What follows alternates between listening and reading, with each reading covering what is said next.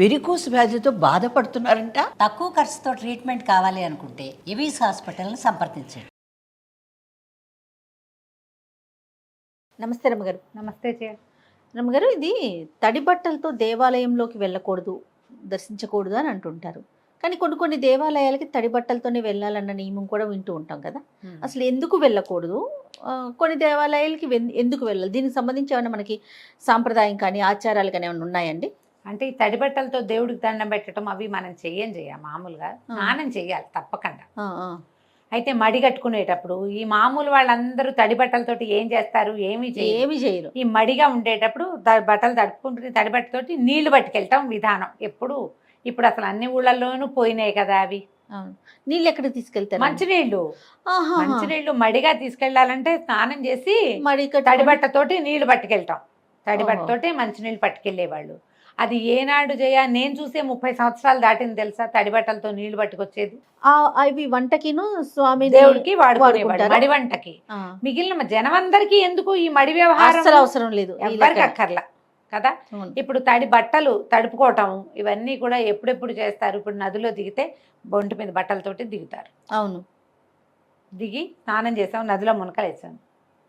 ఇక నది ఒడ్డునే, గోదావరి ఒడ్డునే ఏ శివలింగమో శివాలయమో ఉంటే కొంచెం బట్టలు మంచి బట్టలు పొడి బట్ట కట్టుకుని బట్టలు తడి అద్దుకుని పొడి బట్టలు కట్టుకుని శివాలయంలోకి వెళ్తారు.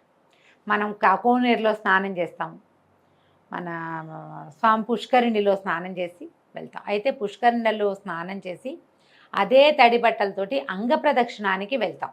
ఎప్పుడైనా అంగ ప్రదక్షిణ చేసేవా నువ్వు? నేను చేయలేదు రమ్మగారు. తిరుపతిలో తిరుమల తిరుపతి దేవస్థానంలో మనం అంగ ప్రదక్షిణ మొక్కుంటారు కదా. దాని టికెట్ ఉంది, ముందు రోజే తీసుకోవాలి. ఇప్పుడు ఆన్లైన్ టికెటింగ్ కూడా వచ్చింది దానికి. ఆ తెల్లవారుజామున 1 గంటకి స్నానం చేసి తడి బట్టలతోటే వెళ్ళాలి అక్కడికి. మేము పుష్కరిణిలో మునిగే వెళ్ళాం. 2 సార్లు 3 సార్లు రూమ్లో నుంచి వెళ్ళి అక్కడ మునిగి వెళ్ళామన్నమాట. ఈ తడి బట్టలతో మనం ఇది లోపలికి వెళ్ళేసరికి 30 ఆరిపోతాయి. బోళ్ళంత నడకుంది కదా, వెయిటింగ్ ఉంది. తడి బట్టతోటి మనం అంగ ప్రదక్షిణం చేయాలన్నది సిద్ధాంతం.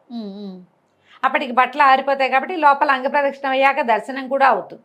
అవును, అది ఆటోమేటిక్గా అయిపోతుంది. ఇప్పుడు రామేశ్వరం లాంటి చోట బావుల్లో స్నానం చేయటం, నువ్వు 21 బావుల్లోనూ స్నానం చేయ టపా పోసేస్తారు నెత్తి మీద నీళ్ళు. మనం ఈ కారిడార్లన్నీ నడిచెళ్ళేసరికి బట్టలు ఆరిపోతాయి. ఆ ఒక్క చోట ఏ బట్టలతో స్నానం చేసామో అదే బట్టలతోటి దర్శనానికి వెళ్ళాలి కాదు, వెళ్ళచ్చు. వెళ్ళాలన్న నియమం కాదమ్మా అది, వెళ్ళచ్చు అనే ఎగ్జామ్షన్ కాబట్టి అట్లా వెళ్ళిపోవచ్చు. వెళ్ళాల్సిందేనని ఏం లేదు. అవి కూడా మొక్కులు ఉంటాయట ఆ ప్రాంతంలో. ఓహో, తడి బట్టలతోనే వస్తామని దండం పెట్టుకుని అలా మొక్కుగా తీర్చుకుంటారు. తడి బట్టలతోటే వెళ్ళి దండం పెట్టుకోవటం. నీకు శక్తి కావాలి తడి బట్టలతోటి నడవాలంటే. చలేస్తుంది, ఇబ్బందిగా ఉంటుంది, బట్టలు కాళ్ళకు పట్టుకుంటాయి. భక్తిపరత్వంతో కొంతమంది వెళ్తారు. అసలు ఈ సిద్ధాంతాల గురించి ఆలోచించకండి.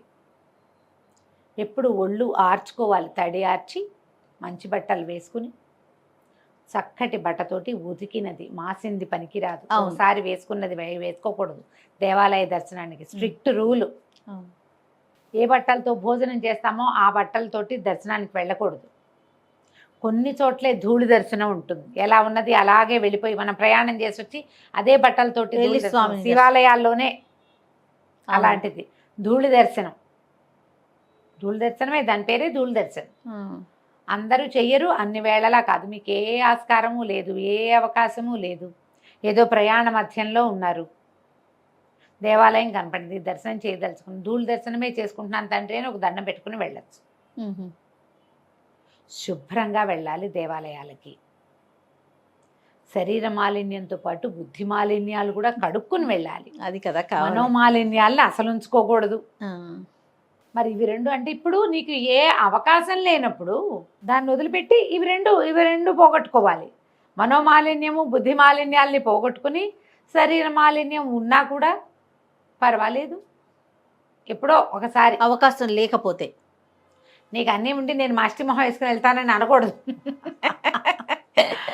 అవకాశాలు లేనప్పుడు చెయ్యొచ్చు. ఇంట్లో కూడా తడి బట్టలతోటి దీపారాధన చేయటము అవి సాధారణంగా చెయ్యరు. తడి బట్టతోటి అంటే మేము ఇది వరకటి రోజుల్లో పొయ్యి వెలిగించుకునే రోజుల్లో పొయ్యి అవి వెలిగించటము, మ్మ్.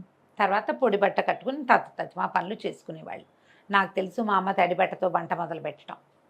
మ్మ్. మా విద్యకై మా మూడో అక్కయ్య కూడా ఆవిడకి చాలా వీరమడే, మ్మ్. తను కూడా చేస్తుంది అట్లాగే.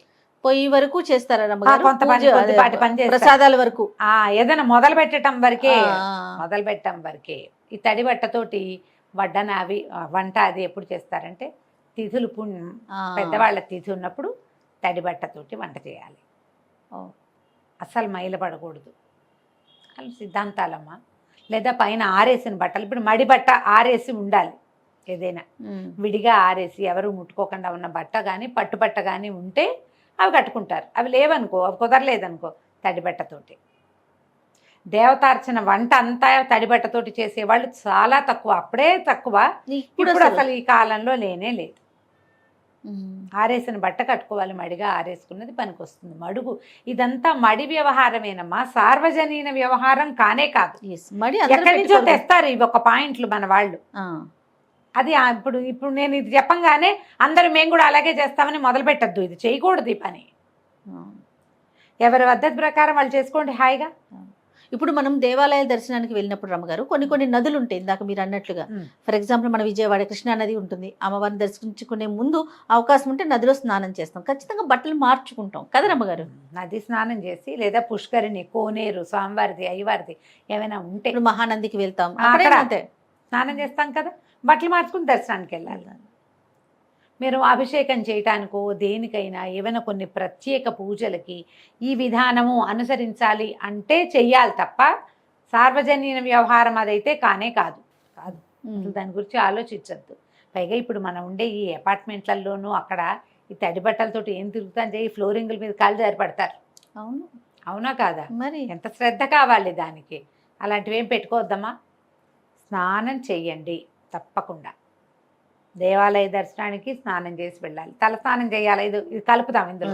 తలస్నానం గుళ్ళోకి వెళ్ళాలంటే నెత్తి మీద నీళ్ళు పోసుకోవాల్సిందే. ఇలాంటివి ఉంటాయి చాలా మందికి.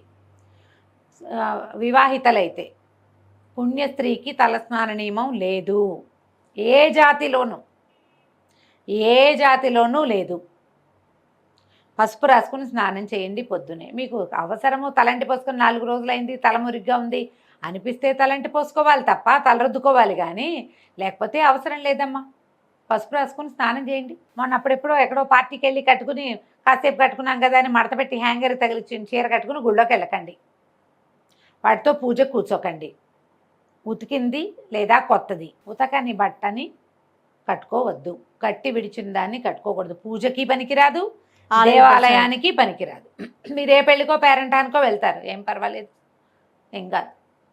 వీటికి మాత్రం పనికిరాదు. పీటల మీద కూర్చుంటాం, ఏదైనా పూజ చేసుకోవడానికి కూర్చుంటాం, మనమే సత్యనారాయణ వ్రతం చేసుకుంటాం, అప్పుడెప్పుడో కట్టి విడిచిన చీర కట్టుకోవద్దు. భోజనం చేస్తే ఆ బట్టలు కట్టుకుని పనికిరాదు.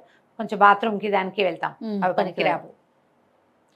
మీ మడి అంటే ఇందులో శుద్ధత చాలా ఇంపార్టెంట్, ఇది పెట్టుకోండి. అంతేగాని తడి బట్టలు కట్టుకుని వెళ్ళాలా, గుళ్ళోకి వెళ్ళి తీరాలా, వెళ్తే మంచిదా, వెళ్తే అదేదో వస్తుంది, ఏం లేవాలంతా. సో తలస్నాన నియమం కూడా పుణ్యస్త్రీకి లేదు. లేదు. తిట్టద్దు మరి. మగవారు పిల్లల పరిస్థితి రమ్మగారు, వాళ్ళు చేయాలని అట్లా అసలు పిల్లలకి ఏముండదమ్మా, పిల్లలకి అసలు ఏమీ లేదు. పిల్లలకి మగవారికి ఏమన్నా? మగవారికి అయితే ఉంటుంది. ఇది ప్రతిసారి మనం ఈ ప్రశ్నలు రైజ్ చేసినప్పుడల్లా నాకే విసుగోండి, ఎందుకు ఇవన్నీ చెప్తాం మనము అని మళ్ళీ చెప్పాల్సి వస్తుంది. మగవారికి స్నాన నియమం ఉంటుంది జయ. తలస్నాన నియమం ఉంది అంతే. దర్శనం చేసుకునేటప్పుడు తలస్నానం చెయ్యాలి అని నియమం అయితే ఉంది. స్త్రీలకు ఆ నియమం లేదు. ఎందుకంటే మీరు ప్రతిదానికి ఒక అమెండ్మెంట్ ఏదో ఉంటుంది. ఆడవాళ్ళకి తల ఆరదు జయ తొందరగా, మగవాళ్ళకి తల ఆరిపోతుంది, నువ్వు గమనించు. అవును, అందుకని పెట్టలేదంట. వీళ్ళకి జబ్బు చేస్తుందమ్మా, వీళ్ళు మూలపడతారు. పాయింట్ అర్థం అవుతుందా? ఇదివరకు ఈ పుణ్యస్త్రీలో ఎందుకు చెప్తారంటే, పూర్వము తల ఉండేది కాదు, పుణ్యస్త్రీలు కాకపోతే తలలు ఉండేవి కాదు. నాకు ఆ క్వశ్చన్ రేజ్ అయింది మనసులో, ఇదేంటి పుణ్యస్త్రీలే తలస్నానం చెయ్యనక్కర్లేదు అంటున్నారు అనుకున్నాను.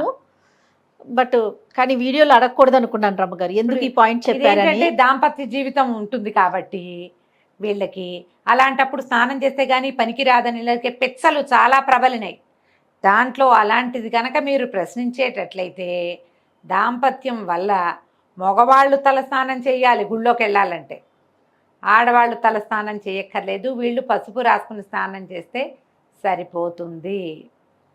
ఇదే పాయింట్. రైట్, ఇంతే. ఇంతే, వెరీ క్లియర్. థ్యాంక్ యూ రమ్మ గారు, నమస్తే. నమస్తే.